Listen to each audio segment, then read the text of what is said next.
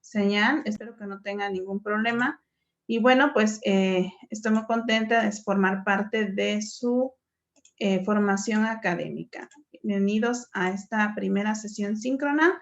Y bueno, pues vamos a iniciar,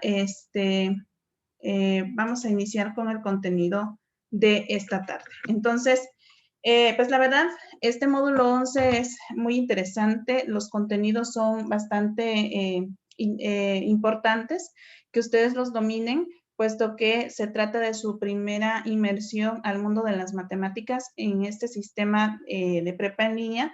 Y bueno, pues yo quisiera que ustedes aprovecharan al máximo lo que pues contiene este módulo.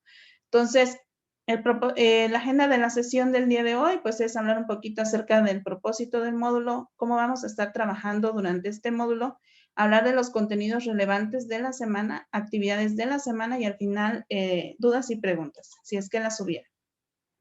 Entonces, básicamente el propósito de este módulo es que ustedes se introduzcan al análisis de los procesos sociales y determinen en ellos su comportamiento, describiéndolo a través de tablas, gráficas, mapas, diagramas, cualquier tipo de representación simbólica. Básicamente, este módulo equivale a lo que es álgebra. El primer semestre en un bachillerato común es el álgebra. ¿Por qué? Porque nos permite abstraer la realidad y representarla con lenguaje matemático. A esta forma de representar la realidad con expresiones matemáticas, con operaciones y letras, pues se les llama modelos matemáticos. Y en este módulo, pues también vamos a trabajar con modelos matemáticos, tanto lineales como cuadráticos, y van a ver ustedes la utilidad que tienen estos conceptos, estos modelos en su vida cotidiana. Entonces, el módulo se compone de 2 unidades. La primera corresponde al estudio de los números reales, que básicamente es que ustedes los conozcan, que queden claras las bases, con cómo se operan y cuáles son las reglas que deben de seguir. Es decir, hay que aprender a hacer bien las sumas, las restas, las multiplicaciones, las divisiones y, bueno, operaciones como raíces y leyes de los exponentes. Entonces, la dinámica del trabajo de este módulo pues es similar a la que ustedes han manejado en los módulos en los que han estado inscritos. Y bueno, resulta ser que son 3 semanas. A partir de este momento estamos en la semana 1 y en estas 3 semanas se van a realizar, pues en cada semana se van a realizar 2 actividades integradoras.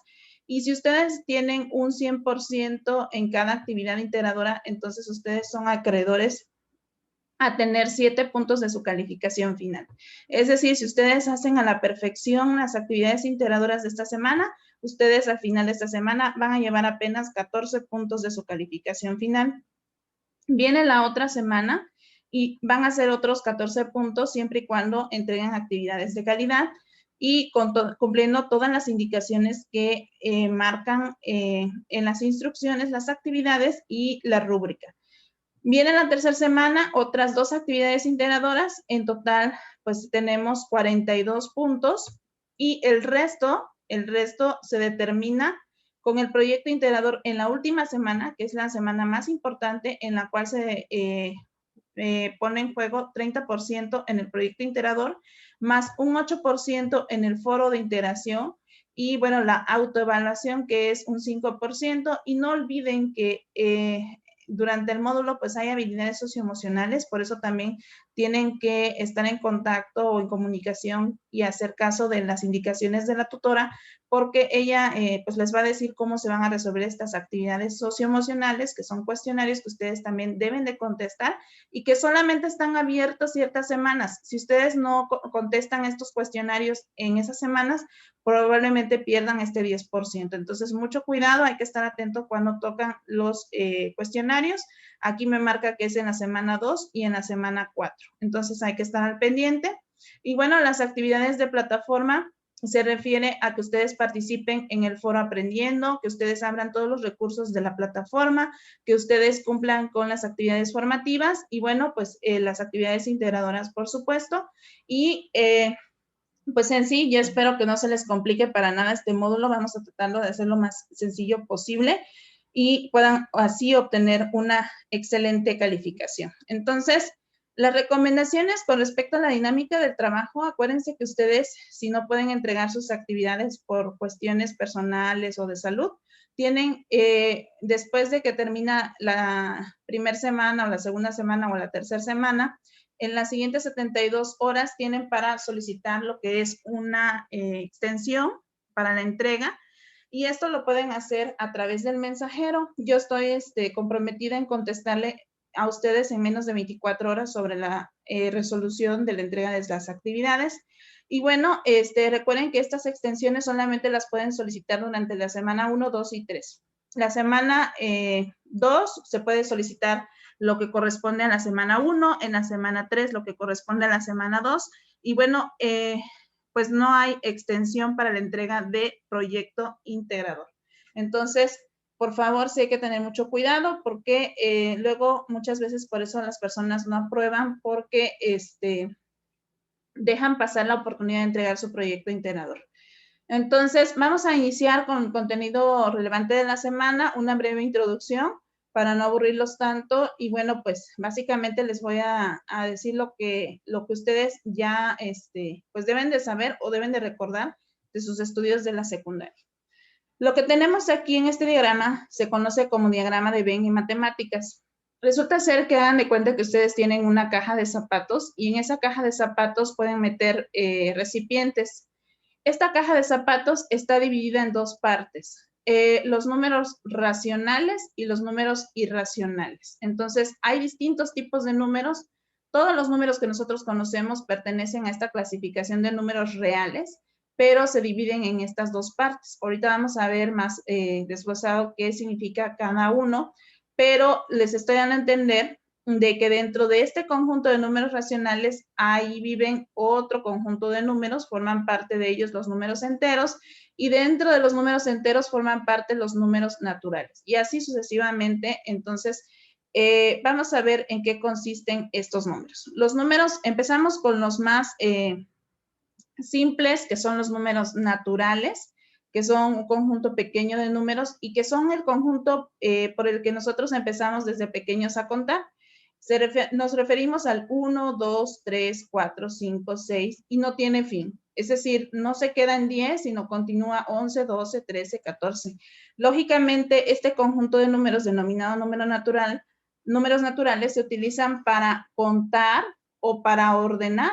Nosotros cuando contamos el número de sillas que hay en una casa o cuando contamos el número de monedas que tenemos en un jarrón, estamos utilizando los números naturales. Por lo general se acepta que empieza desde el 1 y pues no tiene fin, continúa hasta el infinito. Entonces, esos son los números naturales. Hay ciertas propiedades, se las voy a dejar aquí. En la recta real se representan con puntos y bueno, pues ya más o menos les dije sus propiedades o la definición, como se conoce. Y bueno, dentro de los números naturales existen criterios de divisibilidad y resulta ser que estos criterios de divisibilidad nos ayudan a saber sin necesidad de hacer una división si un número divide a otro. Entonces, un número B es divisible por otro, por decirlo así, el número 18 es divisible por este 3, cuando la división 18 sobre 3 es exacta, es un número entero, en este caso es 6, por lo tanto 18 sí es divisible entre 3. Entonces, estos criterios de los que yo les hablaba, es muy importante que ustedes los conozcan porque nos ayudan, les decía, a distinguir si un número se puede dividir entre de otro. Por decirlo así, el criterio de divisibilidad del número 2 nos dice, cualquier número que termina en cifra par o en 0 es divisible sobre 2. Y tiene razón, porque si yo me agarro el 10, termina en 0, y si yo este 10 lo divido entre 2, pues me da 5, un número exacto. Acuérdense que para que sea divisible tiene que dar un número exacto. Si me agarro el número 16 entre 2, pues me da 8, es un número exacto. Entonces 16 es divisible por 2. Y bueno, hay muchos criterios de divisibilidad. A mí me gustaría que ustedes lo averiguaran. Está el criterio de divisibilidad del 3, del 4, etc. Entonces, todos los números que forman parte, que son divisibles por 2, se denominan como números pares y se denota por la fórmula 2n. donde n representa la posición. Más adelante vamos a ver las sucesiones y ahí vamos a volver a rescatar esto. Entonces, dentro de los números naturales hay otros números conocidos como números primos. Y resulta ser que es muy interesante que ustedes conozcan estos números primos. Mucho ojo, no quiero que los confundan con números impares.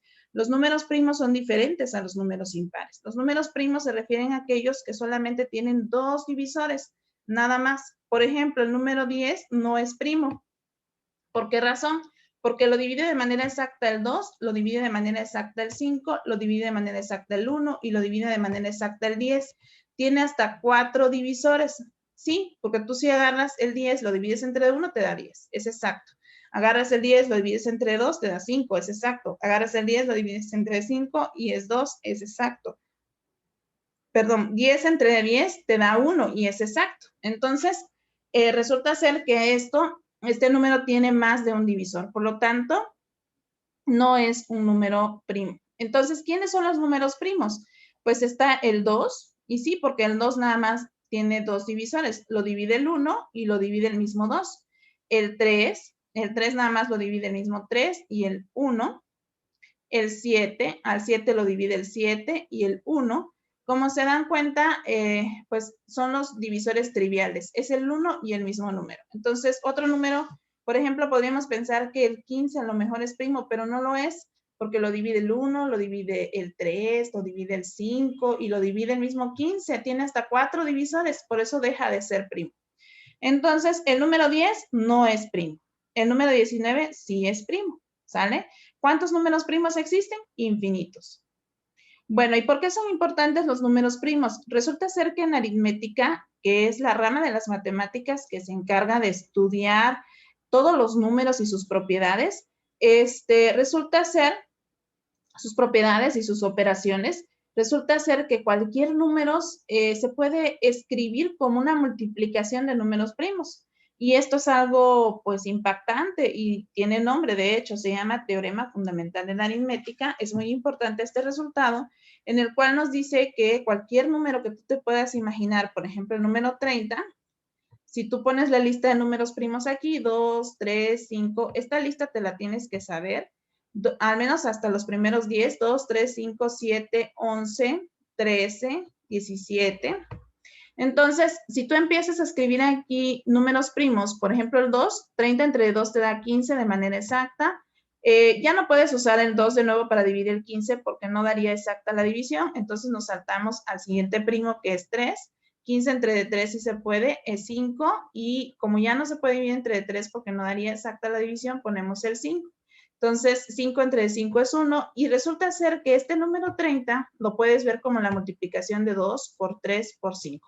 Es decir, la multiplicación de puros números primos. Ahí está. 2 por 3 son 6 y 6 por 5, 30. Maravilloso, ¿no? Todos los números se pueden escribir como una multiplicación de números primos. Y bueno, lo que acabamos de hacer justamente ahorita en el procedimiento anterior, cuando tratábamos de escribir un número como una multiplicación de primos, es a lo que se le llama como descomposición o en factores primos. ¿Y cómo se hace esto? Pues volvemos a lo mismo, siempre te tienes que acordar de la lista de los números primos, 2, 3, 5, 7, 11, 13, 17, y esta lista te va a ayudar a ir ordenando los números primos de este lado. Por ejemplo, si quieres sacar la descomposición de 200 como un producto de números primos, empiezas con el primer número primo, si es que es posible, es factible realizar la división de 200 entre 2. 200 entre 2, pues nos da 100. Y otra vez vuelvo a usar 2 porque aún puedo seguir dividiendo 100 entre 2. Y otra vez vuelvo a usar 2 porque aún puedo dividir 50 entre 2 de manera exacta. Nos da 25 y ya no puedo usar el 2. Ahora tengo que saltar al 3, pero resulta que si divido 25 entre 3 no es exacto, así que no me sirve ese número primo, salto al 5. 25 entre 5 nos da 5, y 5 entre 5, 1. Por lo tanto, el 200 se puede escribir, su descomposición en números primos es 2 por 2 por 2 por 5 por 5. Y como puedes observar, es tedioso estar escribiendo varias veces el mismo número. Por esa razón, en las matemáticas se inventó una notación para simplificar este tipo de multiplicaciones. Se contabiliza nada más cuántas veces se multiplica el 2, que en este caso es 3, y por eso colocamos 2 al cubo, y acá 5 sería elevado al cuadrado. Entonces, resulta ser que 200 es 2 al cubo es 2 por 2 por 2, esto es 8, por 5, 40, por 5, 200. Y ahí está la descomposición en números primos. Bueno, pues una disculpa, si es que me estaban viendo, el detalle es de que está fluctuando mucho mi señal, es una falla fuera de mi alcance arreglar, y bueno, pues el proveedor de internet ha estado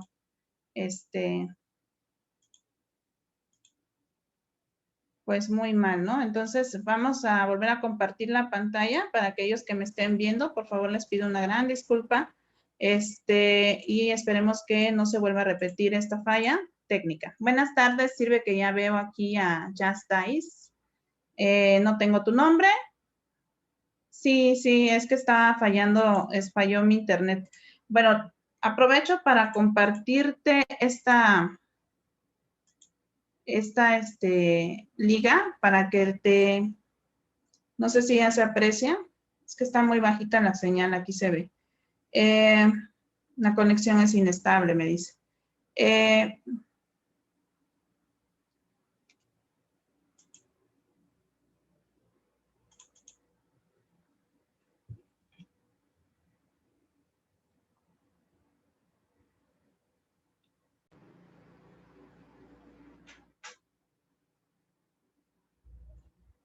Bien, nueva cuenta, pido una disculpa para aquellos que están conmigo aquí en Zoom.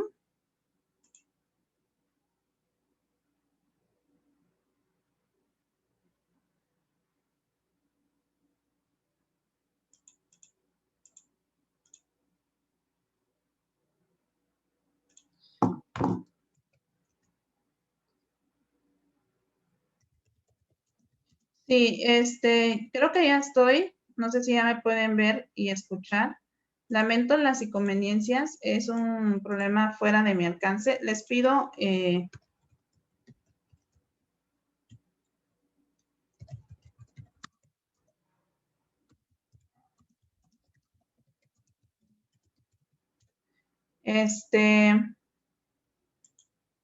les compartí por ahí una lista donde se pueden anotar. Walter Suriel Valencia Grajeda, buenas tardes. Disculpen por la intermitencia de mi servicio. El detalle es de que está fuera de mi alcance. No entiendo por qué a veces fluctúa, pero esperamos que ya no pase. Les mandé un link ahí. Por favor, les voy a pedir que si son tan amables de anotarse. Y vamos a continuar acá también en Zoom. Ya se está compartiendo la pantalla también. Y bueno, vamos a continuar. Esperemos que no vuelva a fallar. Y si no, voy a tener que repetir la sesión el día de mañana y ya quedaría grabada. Se las compartiría. Está muy bajita mi señal, está muy inestable. Entonces, vamos a ver qué es lo que pasa. Entonces, no sé si escucharon lo que les dije previamente. Básicamente lo que estamos haciendo es, pues, analizar los números, ¿no? Estudiar los números, conocerlos. Los naturales se refieren a los números del 1 en adelante. Para ellos ya dijimos algunos criterios de divisibilidad, que es importante que ustedes conozcan, es importante que investiguen al respecto. Sirven para determinar si un número se puede, pues dividir entre otro de manera exacta. Vimos el teorema fundamental de la aritmética, que nos dice que todo número se puede descomponer como un producto de números primos, y los números primos son aquellos que solamente tienen dos divisores, el uno y el mismo. Y ahora vamos con los números enteros. En los números enteros también es importante que ustedes los conozcan, y se refiere a aquellos que son tanto negativos como positivos y el 0, pero que sean números enteros. Entonces, justamente tenemos -3, -2, -1, 0, 1, 2, 3, son números, pues números enteros. ¿Y para qué nos van a servir los números enteros? Bueno, pues fueron inventados por la necesidad que teníamos de representar alguna pérdida. Resulta ser que en lo económico, cuando nosotros solicitamos un préstamo, pues siempre estamos por debajo del 0, digamos. El 0 es un valor neutro. Cuando yo pido un préstamo, por ejemplo, pido 1,000 pesos, se representa como debo 1,000 pesos. Pero si yo tengo 1,000 pesos que me dieron de salario, se representa como un número positivo. ¿Dónde más podemos ver los números negativos? Pues en las temperaturas. Por lo general, y más ahorita que está muy helado el ambiente, podemos observar que cuando nos encontramos a 0 grados centígrados, pues el agua se congela, pero las temperaturas son positivas cuando son cálidas y las temperaturas son negativas cuando son por debajo del valor del 0 y son hélidas, bueno, muy congeladas. Entonces, dentro de las operaciones de números enteros, ustedes las tienen que dominar y esto es algo muy importante que ustedes tienen que saber. No se deben de confundir para nada entre lo que es la suma y la multiplicación. La suma y la resta con números enteros tiene sus propias reglas. ¿Y cuáles son? Si tú vas a sumar números del mismo signo, por ejemplo, 3 más 2, observa que ambos son de signo positivo, son enteros positivos, entonces los sumas y dejas el signo en común. 3 y 2 son 5 y les dejas el signo en común que es positivo, que no se escribe cuando es al inicio del número. Si ambos números son negativos, por ejemplo aquí, entonces también los sumas. 3 y 2 da 5, pero el signo que se tiene es negativo. Entonces, cuando son del mismo signo, aquí está, entonces, ¿qué va a pasar? Se va a tener que sumar los números y se les deja el signo en común. Si los dos son positivos, se queda como positivo. Y si los dos son negativos, se queda como negativo. ¿Sale? No vayan a aplicar la regla que dice menos por menos da más, porque eso no se cumple aquí. Y bueno, en las restas, justamente si ustedes tienen números de diferente signo, por ejemplo, en este caso podemos ver que este es positivo, este es negativo, entonces ahí sí que se va a hacer, se va a hacer una resta y a 3 le quitas 2, te queda 1 y gana el que más, digamos, tenga en valor absoluto, que en este caso son 3 positivos contra 2 negativos. Y bueno, en el caso de, si yo tuviera menos 9 más 5, pues aquí vemos que también son de diferentes signos, se va a hacer una resta, a 9 le quitas 5, te quedan 4, pero el signo que gana aquí es el negativo, porque son más negativos que positivos. Estas reglas es muy importante que ustedes las sepan. Yo hago la analogía con los préstamos. Si yo debo 3 pesos y pido o fiado otros 2 pesos, ahora debo 5. Si debo 9 pesos, pago 5, sigo debiendo 4. Entonces, esa analogía ustedes la tienen que saber. Y aquí les dejo más ejemplos. Les voy a dejar un ratito la diapositiva. Estas, pues aunque ustedes puedan usar la calculadora, simplemente las tienen que saber porque luego muchas veces cometen errores reduciendo términos porque no saben aplicar estas leyes. Bueno, y continuando entonces, la multiplicación y la división se realiza ahí sí con estas reglas. Cuando multiplicamos signos iguales, el resultado va a ser siempre positivo, pero cuando multiplicamos signos diferentes, el resultado va a ser negativo. Entonces, ahí sí se aplica esta ley y también es lo mismo para el cociente o la división, son las mismas leyes y pues para eso pues no hago mucha énfasis, pero bueno, si tú multiplicas, dice aquí, dos números del mismo signo, el resultado va a ser positivo. Si multiplicas números de diferente signo, el resultado va a ser negativo, ¿sale? Entonces esas sí se aplican. ¿Y cómo sé la diferencia entre una multiplicación y una suma? Bueno, en que en la multiplicación se colocan paréntesis o un signo por que denota la multiplicación. Y en la suma, pues tiene que haber un signo más o menos en medio de los dos números. Y continuando con el estudio de los números, tenemos estos que se denotan por una letra Q. ¿Y esa letra Q qué significa? Son números fraccionarios. Son todas las fracciones que tú puedas conocer y se conoce como números racionales. Entonces, todas las fracciones, 1/2, menos 3 séptimos, 21, 22avos, todas las fracciones caen en esta clasificación. ¿Y cuáles son los temas más importantes que tú tienes que manejar? Primero que nada, en las divisiones no se pueden hacer divisiones sobre 0. Esto lo vas a ver en el módulo 18, donde vas a observar que no se puede dividir entre de 0, no existen estas divisiones. Y las fracciones, pues, son parte de la vida, son parte de nuestra vida cotidiana. Cuando nosotros llenamos un galón de gasolina, pues podemos decirle al gasolinero nada más échale las 2/3 partes, o por lo general cuando nosotros compramos tortillas o verduras, podemos hablar de medios kilos, 1/4, y de esta manera nosotros utilizamos las fracciones de manera cotidiana. Y bueno, hay que también saber cómo clasificarlas. Seguramente tú te vas a acordar que las propias son aquellas fracciones que al hacer la división, porque las fracciones representan una división, por ejemplo, 1/4 es la división de 1 entre de 4, y esto equivale a 0.25, son fracciones menores que 1. Estas fracciones son menores que 1 y se caracterizan porque lo que se encuentra arriba, que se llama numerador, es menor que lo que se encuentra abajo, que se llama denominador. Por otro lado, tenemos fracciones impropias, que son fracciones mayores que 1. Si tú haces la división 90/7, definitivamente va a ser un valor más grande que el 1. 1 por 7, 7 para 9, 2, 0, 2 por 7, 14 y te sobran 6. Y bueno, aquí punto decimal. Como puedes ver, es más grande que el 1 y lo que las caracteriza es que el numerador, en este caso, el numerador es mayor que el denominador. Y resulta ser que tú puedes transformar las impropias a mixtas y las mixtas a impropias. ¿Quiénes son las fracciones mixtas? ¿Ya te acordaste? Las fracciones mixtas son aquellas que están combinadas un entero con una fracción. Por decirlo así, un entero 3/5 no es más que una fracción impropia. Y sí, porque un entero tú lo puedes ver, si tú lo quieres representar como quintas partes, lo puedes dividir en 5 partes iguales y te das cuenta que se representa como 5/5 y estos 5/5 sumados con estos 3/5 que tenemos acá, pues son 8/5. Entonces es una fracción impropia porque el numerador es mayor que el denominador. El de arriba es más grande que este de abajo. Entonces, tanto las mixtas se pueden transformar en impropias como las impropias a mixtas.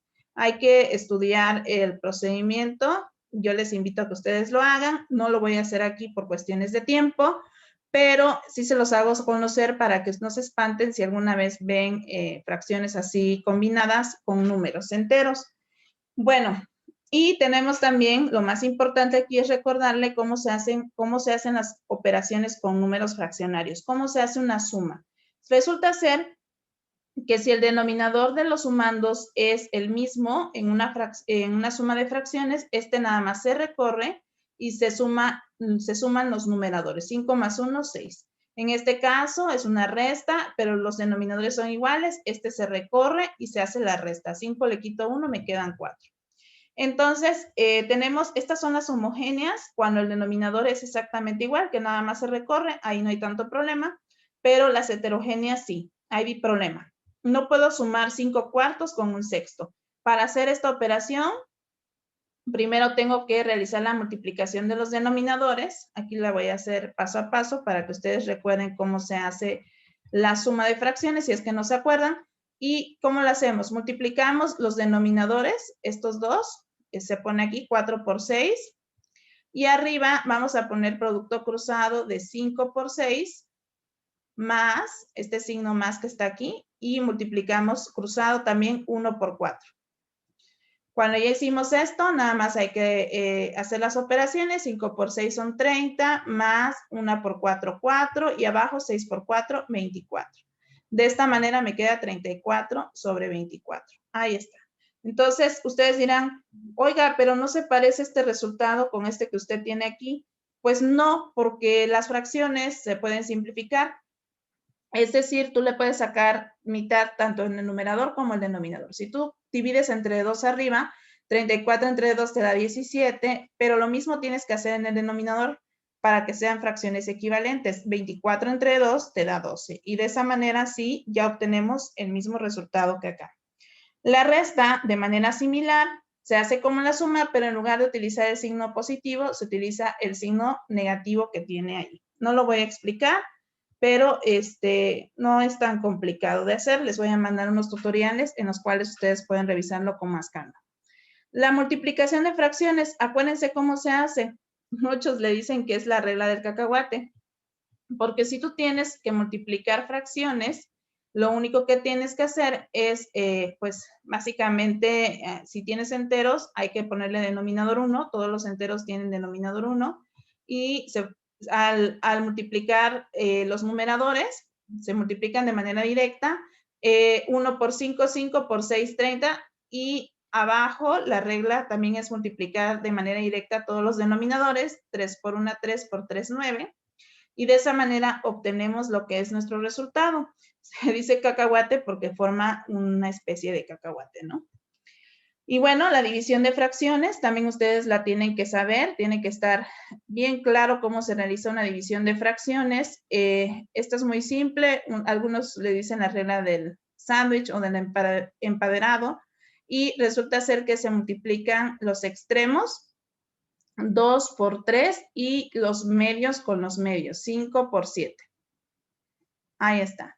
Entonces, extremos, que son estas partes, van arriba, y los medios, que son los números que quedan aquí en medio, valga la redundancia, van en el denominador multiplicándose. Entonces, aquí nos quedaría 2 por 3, 6, y abajo 5 por 7, 35. De esta manera. Entonces, justamente ahí tendríamos una división de fracciones. Lógicamente, esto ustedes lo tienen que practicar más para poder dominar. Y por último, dentro del conjunto de números tenemos los números irracionales. Voy a checar si ya se escucha bien en StreamYard. Sí se escucha, ¿verdad?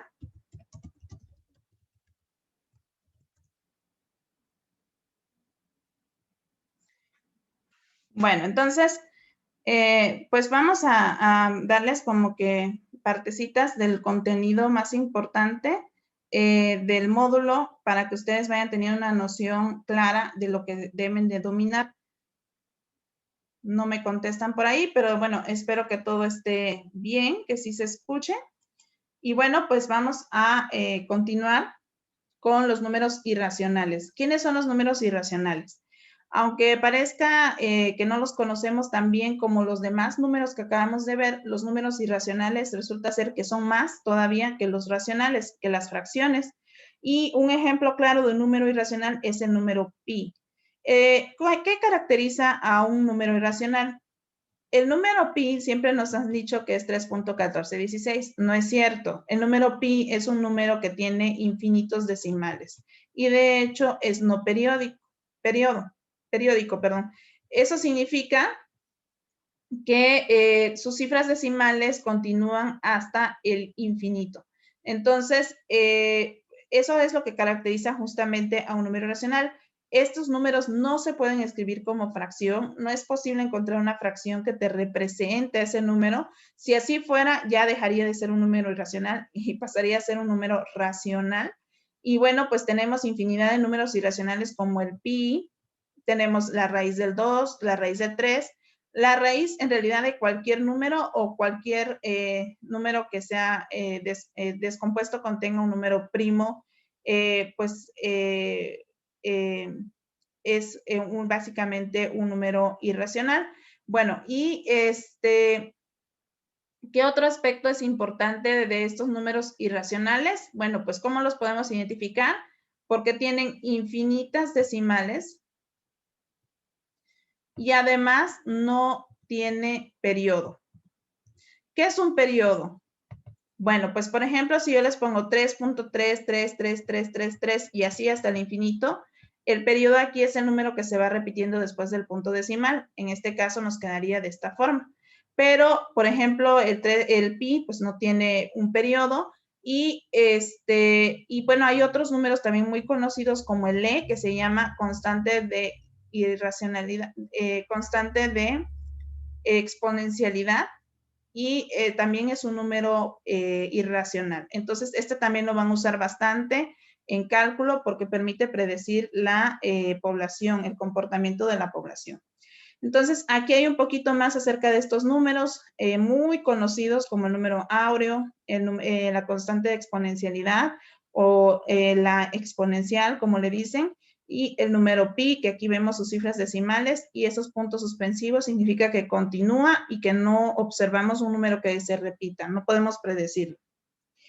Y entonces los números reales quedan conformados de esta manera, en este gran diagrama de Venn que les he puesto de nuevo, en el cual existen los que no se pueden expresar como fracción, los que sí se pueden expresar como fracción, Y dentro de los que se pueden expresar como fracción quedan los enteros, los naturales, los primos, y todos esos números forman parte de los irracionales, es decir, se pueden expresar como fracción. Otro tema importante que ustedes deben de dominar en este módulo es la jerarquía de operaciones. ¿Y por qué es importante? Porque muchas veces cometemos el error de confiar en las tecnologías. ¿Y por qué lo digo? Aquí les puse dos ejemplos de una calculadora. A lo mejor estamos apurados haciendo el cálculo de una operación, de un resultado, pero resulta ser, valga la redundancia, que al insertar estas operaciones en la calculadora nos genera resultados diferentes.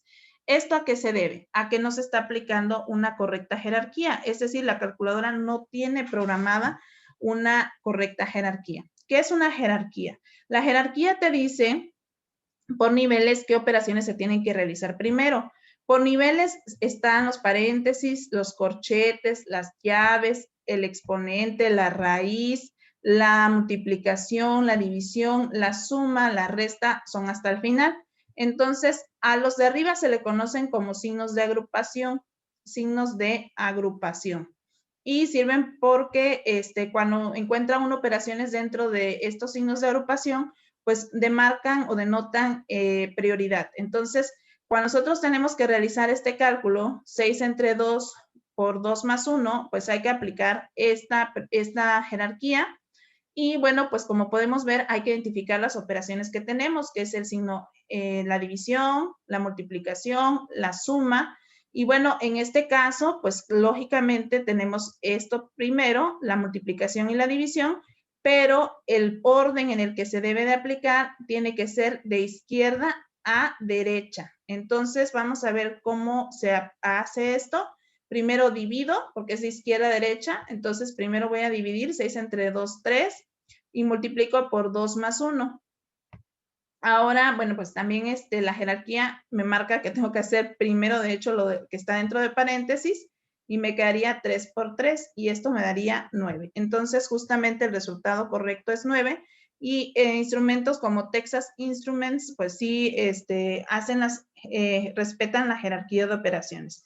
Es importante que ustedes la sepan efectuar, porque si ustedes tienen la intención de continuar con sus estudios, por lo general, siempre en los exámenes nos vienen ejercicios, en los exámenes de admisión vienen ejercicios similares a en el cual ustedes tienen que saber distinguir qué operación van a practicar primero.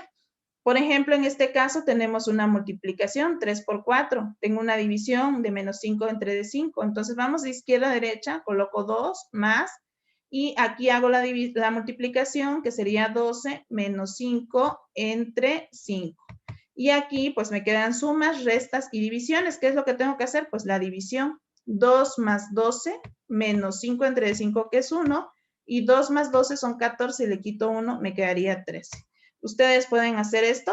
El resultado, ¿cuál va a ser? Pues va a ser justamente 35. Espero que sí les haya salido. Y bueno, continuando con el estudio de la aritmética, otro de los temas fundamentales de esta rama son los múltiplos, y corresponde a la primera parte de este módulo, que ustedes conozcan quiénes son los múltiplos. Entonces, un número va a ser un múltiplo de otro número cuando se pueda obtener como resultado de multiplicar este número b por otro valor. Por decirlo así, 18 es múltiplo de 3. ¿Por qué? Porque 18 lo puedes ver como 3 por otro número. ¿Qué otro número multiplicado por 3 te da 18? 6. Entonces, en efecto, 18 es múltiplo de 3.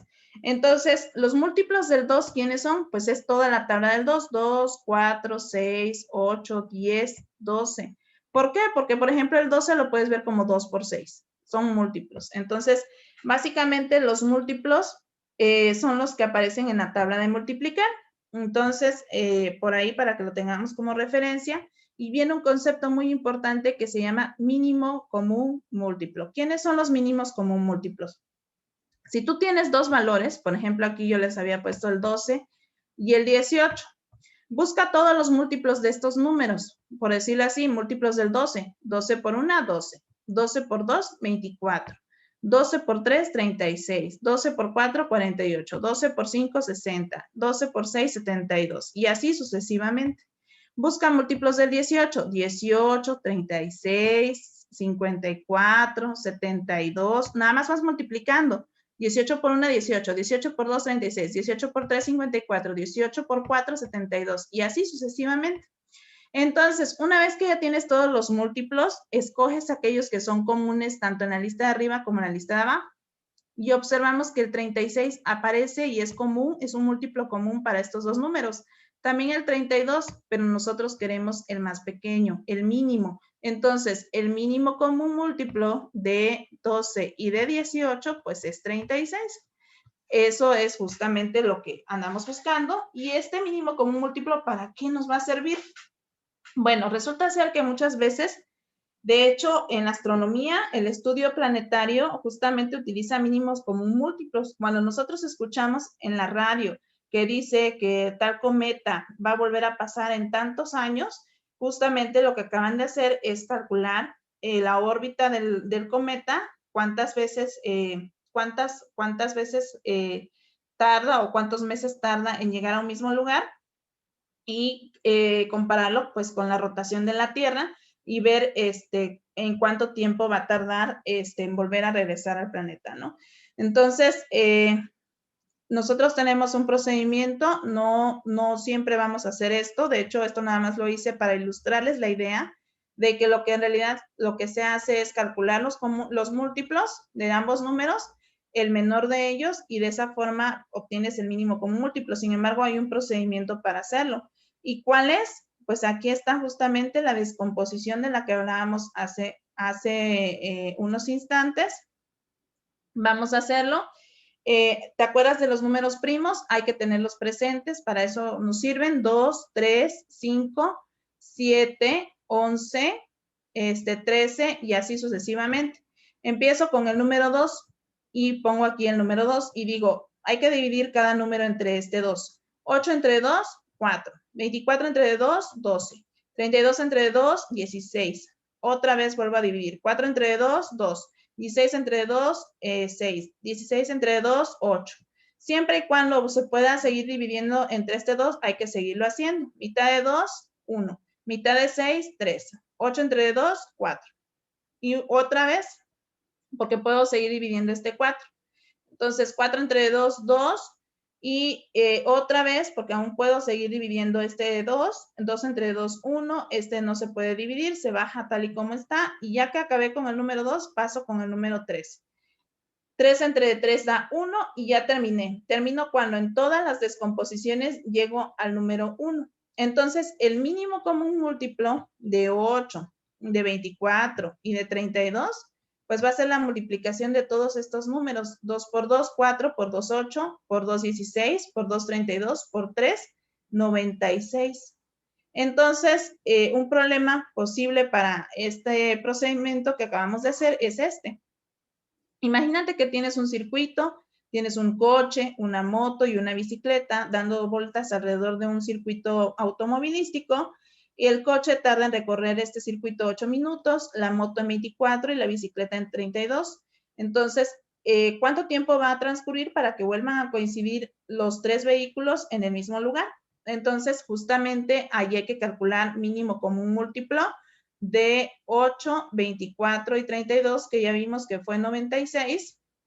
Por lo tanto, la respuesta aquí es 96 minutos y entonces hay que considerarlo. Entonces, ¿cuándo se aplica el mínimo común múltiplo? Cuando tú andas buscando una cantidad donde vuelvan a coincidir los elementos. Entonces, ahí es donde se aplica el mínimo común múltiplo. Aquí tengo otro ejemplo. Inténtalo hacer tú en casita. Un faro se enciende cada 12 segundos, otro cada 18, otro cada minuto, que son 60 segundos. A las 6:30 los tres coinciden. ¿Cuándo van a volver a coincidir? Hay que calcular el mínimo común múltiplo. Bueno, y ahora vamos con otro concepto que se llama divisor. Un divisor básicamente es un número que divide a otro. Entonces, de manera exacta. Por decirlo así, el número 2 es divisor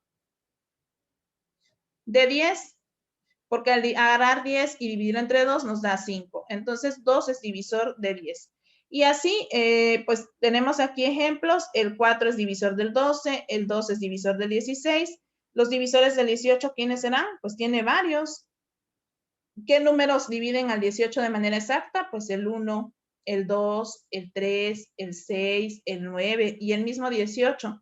Si tú agarras y divides 18 entre 1, te da 18 y es entero. 18 entre 2, 9 es entero. 18 entre 3, 6 y es entero. 18 entre 6, 3 y es entero. Y así sucesivamente. Entonces, esos son los divisores. Y si tú tienes dos números que estás comparando, por ejemplo, el 15 y el 35, y le calcula sus divisores. A ver, piensa en los divisores del 15. ¿Quiénes dividen al 15? Pues el 1, el 3, el 5 y el mismo 15. Ahora piensa quiénes dividen al 35. El 1, el 5, el 7 y el mismo 35. Entonces, ahora, ya que encontraste los divisores de cada uno, busca los que son comunes. ¿Quiénes son los divisores comunes? El 1, el 5 y pues nada más, ¿no? Y ahora queremos el máximo. El máximo de estos, pues es justamente ¿quién? El 5. Entonces, ese va a ser nuestro máximo común divisor. Lógicamente, para calcularlo no hay que seguir ese procedimiento, sino hay otro específico. Vamos a hacerlo acá. Vamos a hacerlo. Debes de conocer los números primos. Estos los debes de tener presentes. 2, 3, 5, 7, 11, 13 y así sucesivamente. Empezamos con el número 2, que es el primer número primo. Siempre y cuando haya números que se puedan dividir entre 2, se puede usar. 60 entre 2 da 30, 72 entre 2 da 36 y 300 entre 2 da 150. Como puedes observar, a todos los divide de manera exacta. Y entonces tú te preguntas, ¿este número dividió de manera exacta a todos? Sí. Y lo seleccionas. Solamente vas a seleccionar aquellos que dividieron a los tres valores a los que le estás calculando el máximo común divisor. Continuamos con el número 2. Acá afuera, porque aún se puede ocupar. 30 entre 2 me da 15, 36 entre 2, 18, 150 entre 2, 75. Y preguntas, ¿este número dividió a todos? Sí. Continúo con el número 2 y este número ya no se puede dividir de manera exacta entre 2, por eso nada más lo bajamos. 18 entre 2 sí se puede, es 9 y 75 entre 2 no se puede, se baja nada más. Y este número no me sirve porque no dividió a todos. Para que sea parte del máximo común divisor, debe de haber dividido a todos. Continuamos con el número 3, porque ya no puedo dividir entre 2 aquí. Y 15 entre 3 nos da 5, 9 entre 3, 3, 75 entre 3, 25. ¿Dividió a todos? Sí, este sí dividió a todos. Y otra vez continúo con el 3. Este 5 ya no se puede dividir entre 3, se recorre. 3 entre 3 da 1 y 25 entre 3 otra vez 25. Y continúo con el número 5. Este número no me sirve porque no dividió a todos. Entonces ahora voy con el 5 y de hecho aquí ya me doy cuenta que como ya me salió un 1, ya lo demás pues básicamente ya no va a importar porque ya este número jamás va a volver a dividir a los tres números como lo hacían nosotros. Entonces, ¿quién es el máximo común divisor? De 60, 72 y 300. Va a ser la multiplicación de aquellos que salieron, que sí dividieron a todos. En este caso es 2 por 2, 4, por 3, 12. Y entonces podemos utilizar este procedimiento para resolver problemas como este. Nosotros tenemos 3 rollos de cable de cobre. Un rollo mide 60 metros, el otro mide 72 metros y el otro 300 metros. Y vamos a cortarlos en pedazos iguales sin que nos sobre nada de material. Entonces, ¿qué utilizamos? Máximo común divisor. ¿Y cuál es el máximo común divisor de estos tres números? Lo que calculamos ahorita, 12 metros. Entonces, si tú te das cuenta, el 12 divide a 60, el 12 divide a 72 y el 12 divide a 300. Es un común divisor de estos tres números. Entonces, ¿cuándo utilizas máximo común divisor? En problemas donde las cantidades involucradas se tengan que dividir. Entonces, se utiliza máximo común divisor. Otro tema muy importante de esta parte 1 del módulo son razones y proporciones. Las razones y proporciones básicamente es una igualdad entre dos fracciones. Y bueno, ustedes dirán, ¿qué sentido tiene tener una igualdad entre dos fracciones? Pues vamos a pensar en el siguiente problema. Nosotros tenemos que una razón es una división, una comparación entre dos cantidades. Imagínense que van al mercado y compran 4 kilos de manzana y se los dan a 60 pesos. Entonces, ¿cuánto cuesta 1 kilogramo de manzana? Pues justamente agarran, dividen 60 entre de 4 y ya obtienen el precio, que es 15. Pero cuando ustedes hacen esta fracción, cuando ustedes hacen esta división, aquí tienen una razón y esta razón te dice cuánto cuesta 1 kilo de manzanas. Si hacemos lo mismo con este segundo renglón de la tabla, donde dice que por 8 kilos nos los dan a 120, entonces dividimos 120 entre de 8 y nos tiene que dar el mismo valor. Al igualar estos dos valores, se está formando lo que se llama una proporción. Entonces, de manera general, si yo desconozco cuánto me van a cobrar por 35 kilos, pues se debe de cumplir la regla que 60 entre de 4 tiene que ser igual a X sobre de 35. Y aquí se forma lo que conocemos como una regla de 3. ¿Por qué razón? Porque conocemos 3 datos y nos falta el cuarto. Entonces, las razones y proporciones están ligadas a la regla de 3. Y bueno, pues, ¿cómo resolvemos esta proporción?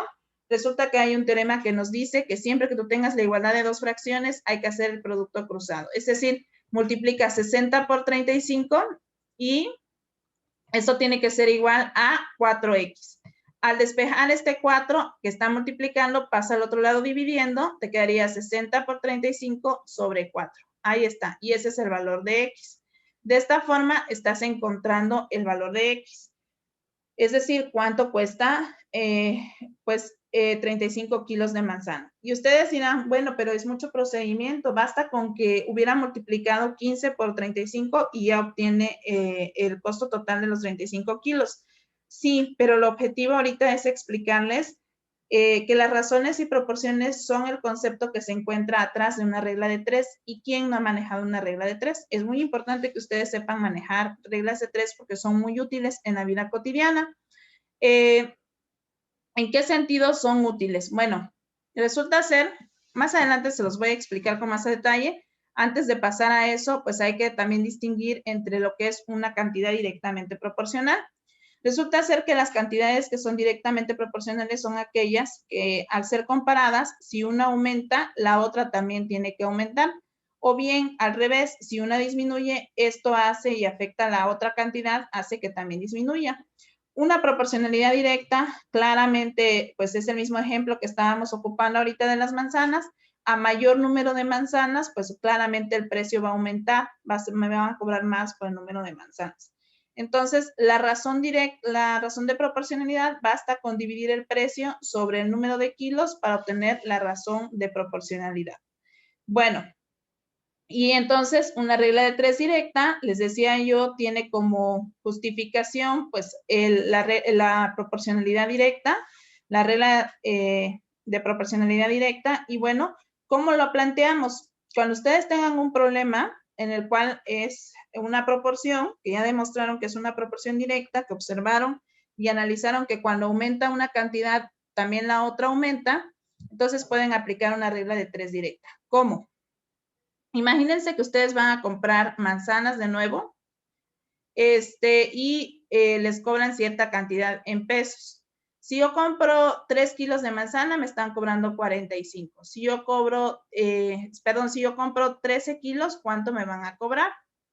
Siempre que ustedes hagan este planteamiento, hagan esta tabla, pongan sus dos magnitudes en la parte de arriba y en la parte de abajo coloquen los datos. Va a haber 3 datos conocidos y va a faltar el tercero. X, ¿cuánto va a valer? Pues X va a ser el producto de 13 por 45 sobre el tercer valor que te quede aquí, que sería 3. Haces el producto cruzado y luego divides entre el valor que te queda. Entonces, justamente eso es lo que andas buscando. Bueno, y tenemos proporcionalidades inversas. Esto significa que cuando una cantidad aumenta, la otra cantidad disminuye. Por ejemplo, si tú tienes una alumna que va a regalar algo que cuesta 72 pesos a una compañera y te dice, bueno, yo lo compré solita y me costó 72, conforme se van agregando compañeritos que quieren cooperar, lógicamente es que el precio del regalo va a bajar para cada uno de ellos. Entonces, esa es una regla de proporcionalidad inversa. Mientras aumenta el número de personas que se agregan a a cooperar para regalo, disminuye lo que es el precio. Entonces, eso tiene que pasar. Esa es una proporcionalidad inversa y para ello se aplica el procedimiento de regla de 3 inversa. ¿Y en qué consiste? Bueno, de igual manera tienes que hacer tu tabla. Por ejemplo, en este caso tenemos esta situación. Tenemos obreros y tenemos la cantidad de tiempo que invierten para hacer una construcción. Dice que 3 obreros hacen la construcción en 12 horas.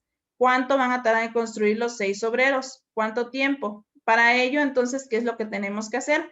Observamos que entre más obreros haya, pues lógicamente van a ser menos tiempo. Entonces, es una regla de 3 inversa. ¿Y cómo voy a calcular el valor de X? De esta forma, vas a multiplicar 3 por 12. Cuando haces esta multiplicación, en realidad lo que estás haciendo que es calcular cuánto tiempo se hace cada obrero, si hiciera solo la obra. 3 por 12 y divides entre de 6. 3 por 12 es 36 sobre 6 y nos da 6. Entonces, llevaría cada 6 obreros, pues se llevarían 6 horas en hacer la obra y tiene lógica. Son más obreros, van a tardar menos tiempo. Entonces, así se aplica una regla de 3 inversa. Las que más aplicación tienen en la vida cotidiana, pues es la regla de 3 directa, sobre todo cuando hablamos de porcentajes. Es muy importante que tú sepas calcular un porcentaje.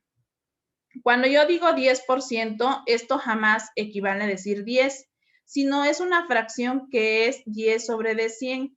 Entonces, estamos hablando de 10 partes en las que fue dividido el todo en 100 partes. Entonces, ¿cómo aplicamos una regla de 3 directa?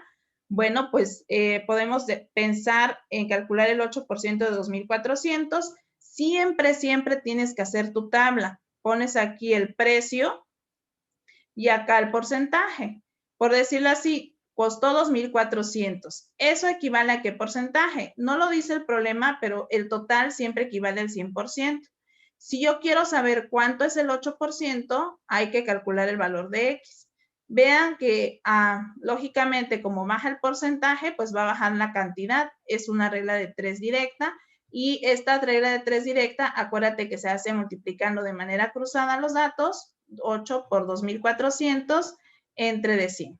Ahí está. Y con eso ya obtendrías el resultado. Bueno, y estos porcentajes pues también se aplican para los descuentos. Para los descuentos, ¿cuál es el procedimiento que se hace? Si me dicen que una camisa costó 150 y me van a hacer un 25% de descuento, ¿cómo lo calculo? Tenemos aquí el precio y acá el porcentaje. Si yo tengo 150 pesos, esto equivale al 100%. Yo necesito saber cuánto equivale el 25%, hay que calcular el valor de X. Baja el porcentaje, baja la cantidad. Entonces, X se calcula de manera cruzada, 25 por 150 y se divide sobre 100. Entonces, de esta forma ya obtenemos el valor de X, el valor de que me van a descontar.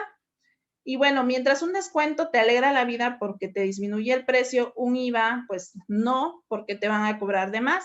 Resulta ser que si tú tienes cierta cantidad de dinero, 480 pesos, que te gastas en artículos de belleza, en términos de porcentaje eso equivale al 100% y me van a cobrar el 15% por haber comprado estos productos, pues ¿cuánto voy a pagar extra? De igual manera, como es porcentaje, es una regla de 3 directa, vamos a multiplicar cruzado 480 por 15 y se divide entre de 100 y de esta manera obtienes el resultado. ¿Cuánto equivale el 15%? Y eso es lo que te van a cobrar de más, por eso no nos gusta el IVA. El IVA es un impuesto y los impuestos no nos gustan. Por último, dentro de los temas de la semana, se encuentran sucesiones y series. Resulta ser que este es el tema principal de la actividad, el número 2. ¿Y en qué consiste? Resulta ser que una sucesión es un conjunto de números que siguen cierta regla, ¿sale? Y que están ordenados con respecto a la posición de los números naturales. Tenemos dos tipos de sucesiones, las aritméticas y las geométricas. Las aritméticas son aquellas que se pueden determinar a partir del anterior agregándole cierto valor, sumándole cierto valor. Por ejemplo, si yo tengo 1, 3, 5, 7, 9, esta sucesión de números, tú ya te diste cuenta qué valor es el que sigue después del 13, pues el 15. ¿Cómo lo puedo saber? Bueno, pues si nosotros observamos y hacemos la diferencia entre dos términos consecutivos de esta sucesión, a 5 le quito 3, me quedan 2. Entonces, este valor se llama diferencia y se denota por una letra D. Resulta ser que en las sucesiones aritméticas esa diferencia es constante, siempre es la misma. Mira, a 7 le quitas 5, te queda 2. A 9 le quitas 7, te queda 2. A 11 le quitas 9, te queda 2. Es constante. Entonces, para poder calcular el siguiente término, nada más le tienes que sumar esa constante para poder calcular el siguiente. Entonces, la fórmula para calcular cualquier término de una sucesión que sea aritmética es esta. A1 más n menos 1 por d, donde n representa la posición del número que queremos encontrar, d es la diferencia y A1 se refiere al primer término, que en este caso es 1. Las geométricas, las sucesiones geométricas se caracterizan porque el término consecutivo, el término siguiente, se puede determinar a partir del anterior multiplicando por una constante. ¿Ya te diste cuenta qué constante vas a ocupar aquí para poder llegar al menos 18? Pues el 3, justamente el 3, menos 6 por 3 da 18, menos 18 por 3 da menos 54, menos 2 por 3 da menos 6 y así sucesivamente. Entonces, una sucesión geométrica pues se puede determinar en cualquier posición con esta fórmula. A1 representa en este caso el menos 2, R se calcula dividiendo un término sobre el anterior. En este caso, si yo quiero dividir menos 18 entre D menos 6, te da 3 justamente, porque menos por menos es más, 18 entre D 6 da 3, y ese es el valor de R. Entonces, aquí te quedaría R elevado a la n menos 1, donde n menos 1 indica la posición. Entonces, de manera general, pues tenemos esta sucesión, ya habíamos hablado de ella ahorita anteriormente, es una sucesión del tipo aritmética, donde A1 es el primer valor de la sucesión, que en este caso es 1, n, aquí vamos a enumerar 1, 2, 3, 4, 5, 6, 7. Si yo quiero calcular el octavo término, entonces n va a valer 8, es la posición. Y D es la diferencia entre un término y otro, que en este caso a 13 le quito 11, es 2. Entonces, para calcular el octavo término, vamos a hacer esta fórmula. A8 es igual al primer término, que es 1, más n menos 1, es decir, 8 menos 1, por D, que es vale 2. Entonces, ya que tenemos esto, pues fíjense, aquí sale la prioridad de operaciones, la jerarquía de operaciones, 1 más, hay que hacer primero lo que está dentro del paréntesis, 7 por 2. Hay que hacer la multiplicación, 7 por 2, 14, más 1, 15. Y justamente ese es el valor que sigue, 13 más 2 da 15. Entonces, ¿por qué es importante esta fórmula? Porque no nada más puedes calcular el siguiente, sino ya puedes calcular cualquier otro término sin necesidad de estar haciendo esta lista. ¿Sale? Entonces, por último, la sucesión geométrica, pues utiliza esta fórmula, ya lo habíamos visto. A1 es el primer término de la sucesión, es menos 2. N representa la posición. Esta es la posición primera, segunda, tercera, cuarta. Yo quiero calcular la posición quinta, es decir, el término que sigue. Y R representa la división entre este número y el anterior, que es menos 18 entre D menos 6. Esto nos da 3. Sustituimos en la fórmula A8, es decir, el número que está en la posición 8 de la sucesión es A1, que es menos 2, por R, que vale 3, elevado a la n menos 1, que es 5 menos 1, que es 4. Menos 2 por 3 elevado a la cuarta. 3 elevado a la cuarta significa que vas a multiplicar el 3 por 3 por 3 por 3 4 veces. 3 por 3, 9 por 3, 27 por 3, 81. Entonces 3 a la cuarta vale 81. Menos 2 por 81, pues te daría menos 162. Entonces, ese sería el valor que sigue, menos 162. Y si tú lo compruebas, sí, en efecto, multiplica menos 54 por 3 y te da este término que es el que sigue. Entonces, tú tienes que saber identificar cuál es un término y cuál es otro. Voy entonces ya con las actividades integradoras de la semana. para resolver las dudas que se han dado. No sé si me siguen escuchando, me seguí de largo, perdón. Voy a regresar acá. Perfecto, muchas gracias. Disculpen las inconveniencias, tengo mucha pena con ustedes, pero bueno, insisto, no depende de mí. Entonces, vamos con las actividades integradoras. Yo les dejé, no sé si ustedes ya lo checaron, en el módulo les compartí justamente, y siempre va a ser así, les voy a estar compartiendo algunos tutoriales que yo hago para que ustedes se guíen en la resolución de las actividades. Por aquí ustedes van a encontrar en el foro de novedades, déjenme ver porque sí está muy lenta mi red. En el foro de novedades ustedes van a encontrar, bueno, no me permite entrar, creo que ya se volvió a caer mi internet. Entonces, ahí van a encontrar material didáctico. Se trata de unos tutoriales que yo les compartí sobre las actividades. Espero que los puedan revisar y que les sea de utilidad. Ahorita vamos a ver si me puedo conectar de nuevo. No sé si ya se fue más de otra vez el internet, pero bueno, ahí estoy.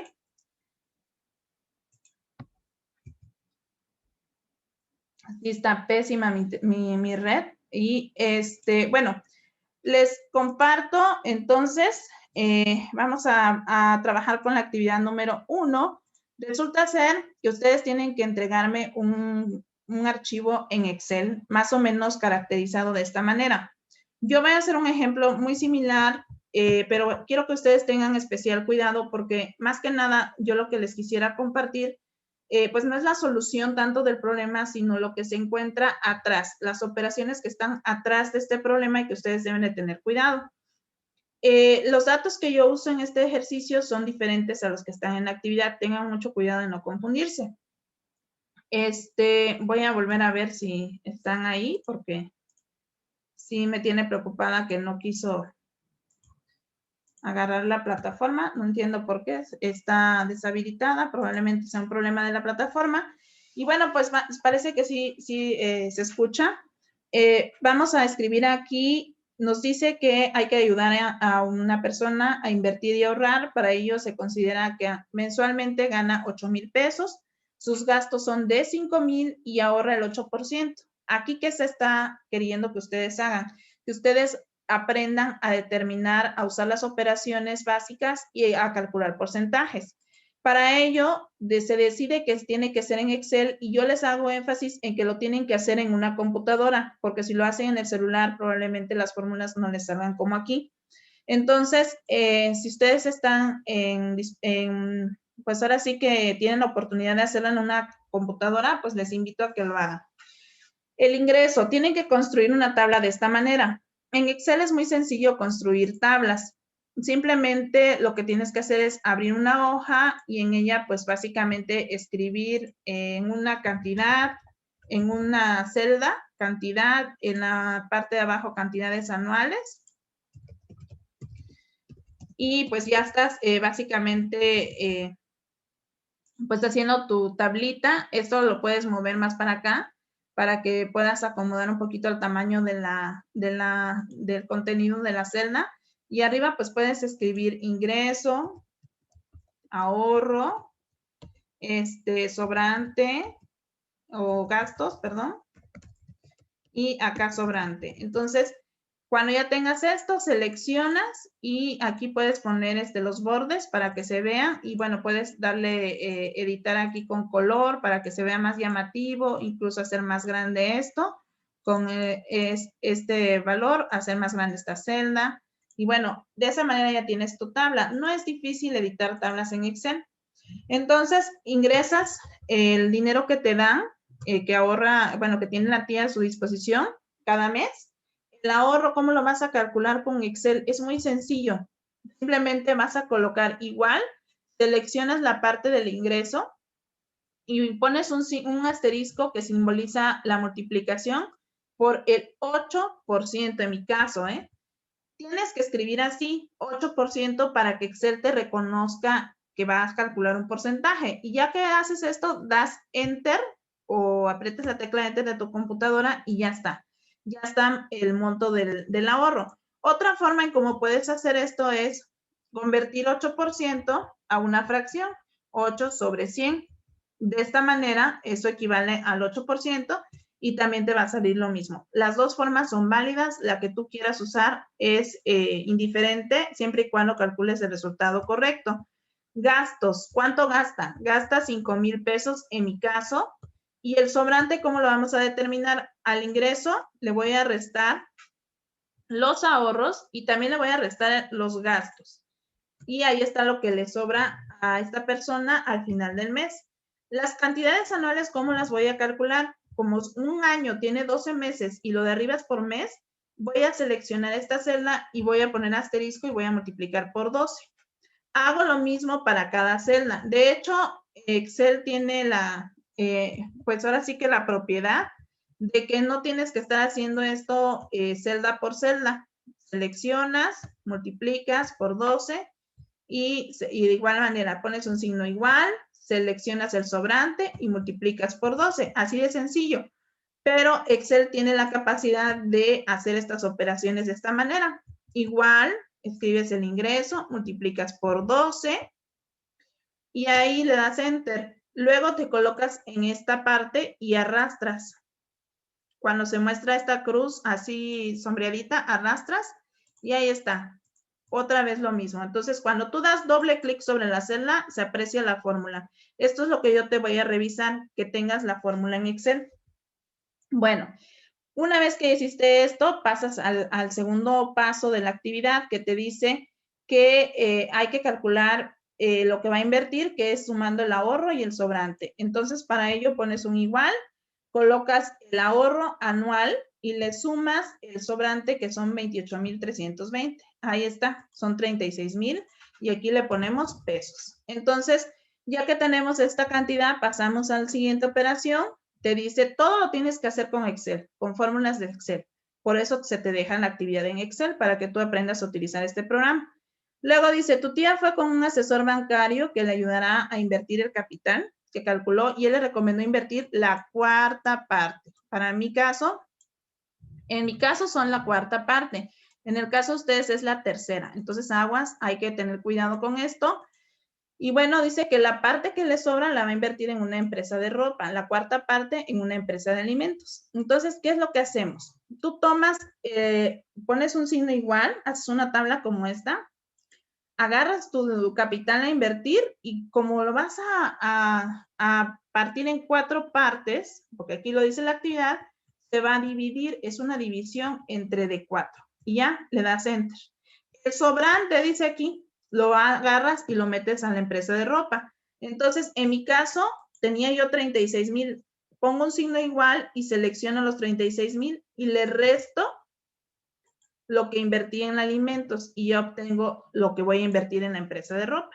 Tomas el total, le quitas lo que invertiste en una empresa y te queda lo que vas a invertir en la otra.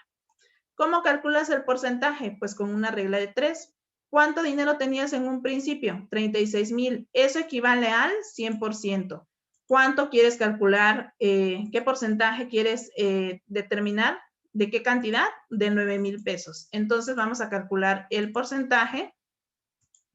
Y esta es una regla de 3 directa, lo vimos ahorita en la sesión. ¿Cómo lo vas a hacer? Pues un igual, multiplicas 9,000 por 100 y divides entre de 36,000. Y de esa manera ya obtienes el porcentaje, 25%. Si no lo quieres, bueno, y el resto, es decir, si tenías el 100% y le invertiste 25, entonces al 100 quitan el 25 y obtienes el 75. Es el resto. Estos dos tienen que sumar 100, es la comprobación. Si tú no lo quieres hacer así, también hay otra manera. Toma la cantidad que invertiste, 9,000, divídela entre el total y ahí vas a tener un porcentaje, pero en términos decimales. Entonces, al resultado nada más, digamos que lo multiplicas por 100 y ya obtienes el porcentaje total, 25%. Esa es otra forma. La otra es que simplemente agarres un cuarto, lo dividas 1/4, te da 0.25 y hagas lo mismo, multiplicas por 100. Entonces, de igual manera acá, un entero le resto este porcentaje y bueno, aquí pues nada más recorro y ahí está, 75%. O lo puedes hacer con la regla de 3. Entonces, la regla de 3 para calcular este otro es que si el 36,000 era el total de lo que yo tenía, eso equivale al 100%. Ahora voy a determinar cuánto de porcentaje equivale a la cantidad de 27,000. Entonces, ¿esto cómo lo hacemos? Agarro el valor, multiplico 27,000 por 100 y divido entre 36,000. Esta cantidad. Y bueno, con eso obtenemos justamente el porcentaje que estábamos esperando. Bueno, hay varias maneras de hacerlo. Tú decides cuál. Voy a checar si tengo problemas en la red. Ok, parece que sí. Y ahorita en lo que se carga les quería enseñar dónde estaba el tutorial. Bueno, continuamos con la actividad 1 y luego dice, bueno, ya que tienes calculado el porcentaje, que aquí tiene que ser en términos de 25, 35, 13, 14%, no me lo van a dejar en decimal, lo multiplican por 100 para que se convierta en decimal. Aquí nada más yo voy a dejarlo con la regla de 3. Hay muchas maneras de hacerlo. Yo preferiría que ustedes dominaran una sola nada más. En mi caso es multiplicar 9,000 por 100 y dividir entre D, 36,000. Y para la otra, al 100% le restan esto y ya obtienen el total, el porcentaje que equivale. Para la siguiente pregunta nos dice que por cada una de las inversiones se obtiene el 10% de interés al final del año. Realiza las operaciones necesarias y determina cuál será la ganancia total por su inversión. Ahí tú tienes que pensar qué operación vas a realizar para determinar la inversión. Para ello, tienes que copiar estas dos cantidades que invertiste en cada empresa, porque a esas es a las que les vas a calcular. Aquí yo los voy a pegar como datos, porque si no, no me lo pega igual. ¿Cómo lo puedes copiar? Simplemente escribes la cantidad aquí con el teclado, 27,000. O bien copia estos datos aquí de la tabla con control C y luego los pegas, pero los pegas como datos. Aquí está como datos, ¿sale? Para que se peguen bien. Bueno, y ya que tienes estos valores, ¿cómo calculas el interés? El interés es el 10%. 10%, acuérdate que equivale a 10 entre de 100, que es 0.1. Entonces hay que calcular el interés. Para ello agarras esta cantidad y multiplicas por 10%. Así, tal y como está. Y Excel de manera automática te va a calcular el 10% de esta cantidad por 10%. Ahí está. No hay que hacer reglas de 3, solo aplicar la fórmula de Excel. Y al final, pues sumas estas dos cantidades y ya estás obteniendo el total. ¿Sale? Entonces, una vez que hagas esto, ya terminaste tu actividad. Ahora tienes que pensar en 5 ejemplos donde hayas ocupado las operaciones básicas como suma, resta, multiplicación, división o porcentajes para ahorrar o comprar algo. ¿Cuál es la operación? Después vas a decir cuál es la operación que más has usado. Esa es la actividad número 2. Vamos con la actividad número 1, perdón. Vamos ahora con la actividad 2. Esta es un poquito más compleja quizás de entender, pero no es difícil. Resulta ser que vamos a ayudar a una persona a construir 3 paneles de madera. Entonces, para ello, pues vamos a utilizar para el primer cubículo, pues 3 maderos como los tenemos aquí. Entonces, como puedes ver, aquí está 1, 2 y 3. Ahí está. Son 3 pedazos de madera, se unen y se forma el primer cubículo. Por eso es necesario y te recomiendo que para que representes esta situación, insertes una tabla en tu documento Word con 10 celdas, 10 filas, 10 columnas y 2 filas. Y pongas aquí cubículo 1, cubículo 2, cubículo 3 y así sucesivamente. Luego, por cada cubículo vas a ir contando cuántos paneles llevas. Para el primero se ocupan 3, por eso lo puse aquí en negrita. El siguiente cubículo se construye ya nada más agregando 2 maderos. Agregando ese y este otro. Si tú cuentas los maderos o los paneles que vas a poner, ya son 1, 2, 3, 4, 5. Entonces, por eso colocas 5. Cuando pones el tercer panel, ya colocas otros 2 más. Cuando haces la tercera oficina, perdón, colocas otros 2 paneles y ya son 7. Entonces, como tú puedes ver, justamente sale la sucesión con la que estuvimos trabajando en la sesión síncrona ahorita. 3, 5, 7. ¿Cuál es el que sigue? ¿Ya te diste cuenta que va de 2 en 2? Entonces, se iría 9 y así sucesivamente. Como por fila nada más están 10 oficinas, vas a parar de contar cuando ya llegues al cubículo 10. Ahora, ¿ya te diste cuenta qué tipo de sucesión es esta? Pues como puedes ver, la diferencia entre uno y otro siempre es 2. Por lo tanto, esta es una sucesión aritmética. Y la fórmula que vas a utilizar es esta. ¿Cómo introduces fórmulas en Word? Necesito que aprendas a insertar fórmulas. Para ello te vas a insertar ecuación. Ahí escribes A y ves que ya sale diferente. Guión bajo N y das un espacio.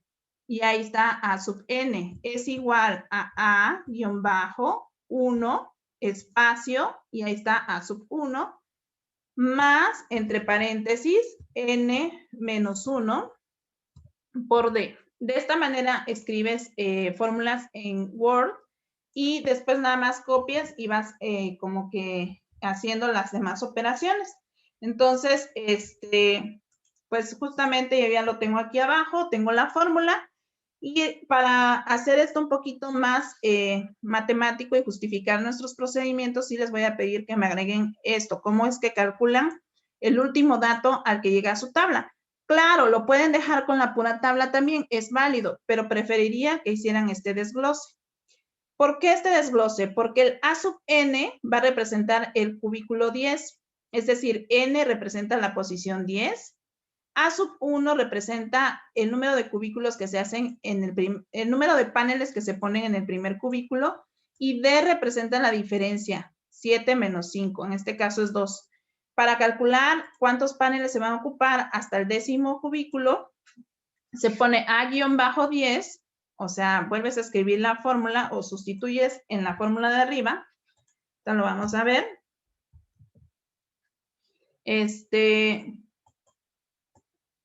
Aquí vamos a escribir así, A-10 espacio es igual a A-1, pero ya no escribes A-1, sino cambias por el valor que está aquí, porque su representación de esta letra es 3, más, en este caso es N, pero N ya no vale N, sino se cambia por este valor que está aquí, que es la posición 10, que es la que quiero, menos 1, se cierra el paréntesis por la diferencia que es 2. De esta forma, tú haces las operaciones, hacemos primero lo que está dentro del paréntesis, se aplican a la jerarquía de operaciones, se pone este 3 igual, 10 menos 1 es 9, por este 2, 9 por 2, se hace la multiplicación, es 18 más 3 son 21. Quiere decir que hasta acá vas a llegar al número 21. Una vez que ya sepas cuántos paneles ocupas para hacer cada fila de cubículos, entonces ahora vas a hacer 30 cubículos. Para ello, pues son 3 filas de 10 cubículos en cada fila. Entonces, si aquí hay 21 paneles, otros 21 paneles y otros 21 paneles, lo que te están pidiendo es multiplicar 3 por 21 para calcular cuántos paneles hay en total. Eso lo haces tú ahí en casita y justificas qué tipo de sucesión usamos. ¿Usamos cuál? Pues la aritmética, porque la diferencia entre uno y otro término es siempre constante. Es 2, de hecho. Cuando ya hayas hecho esto, vas a analizar otra situación en la que tú vas a tener que realizar operaciones básicas. Tenemos que el señor va a contratar una compañía para acercar un espacio y dicha compañía le va a realizar un trabajo por un costo de 80,000 pesos desglosado de esta manera. En mi caso son otros datos. Entonces dice que la compañía, como él va a hacer otro estacionamiento después, le va a hacer un descuento de la 10ª parte en cada rubro. De la mano de obra que costaba, yo les recomiendo que hagan una tabla, pongan aquí los rubros, el costo anterior y el descuento para que desglosen cada rubro. Pueden hacerlo nada más sacándole el 10% a 80,000 y después restándoselo a 80,000, pero yo les aconsejo que mejor lo hagan desglosado. Entonces, por cada rubro, por ejemplo, la mano de obra, le hacen el 10%. En mi caso, la décima parte. Significa que hay que dividir entre 10. ¿Cómo escribo una fracción en Word? Pues me voy a insertar ecuación y aquí escribo 30,000 sobre 10 y doy espacio y ya se forma 3,000 sobre de 10. Esto me da a mí 3,000 y ese va a ser mi descuento. El costo total va a ser 30,000 menos 3,000, que me da 27,000. Así se va a hacer con cada rubro y al final los sumas todos y te va a dar esta cantidad total, que es lo que te van a cobrar. Entonces, ¿cuál será el costo de la nueva obra? Pues de 72,000 pesos. ¿Cuánto gastará en total por las dos obras? Hay que sumar esta cantidad más la que ya teníamos acá arriba para obtener este resultado. Te pido que en tus actividades justifiques todos tus procedimientos de manera clara, organices bien tus procedimientos, que se vea muy claro lo que estás haciendo, porque de otra manera pues se puede considerar plagio. Al final vas a elaborar un párrafo de 8 a 10 renglones donde expliques de qué otra manera se pueden aplicar las matemáticas en tu contexto y por qué son importantes para la vida.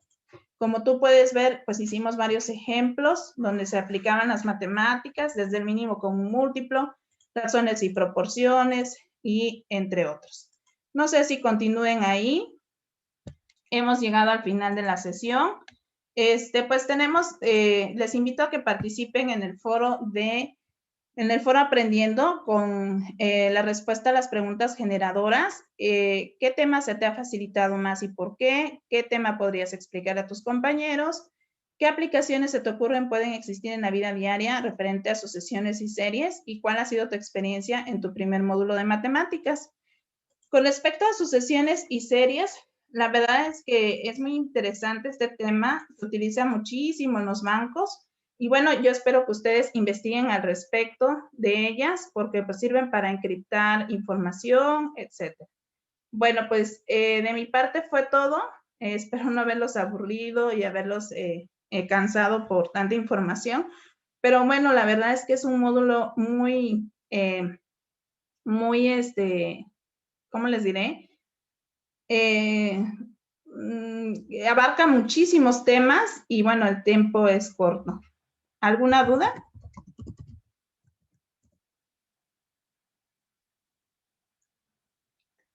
Bueno, creo que mi internet sigue fallando. Espero que me hayan escuchado.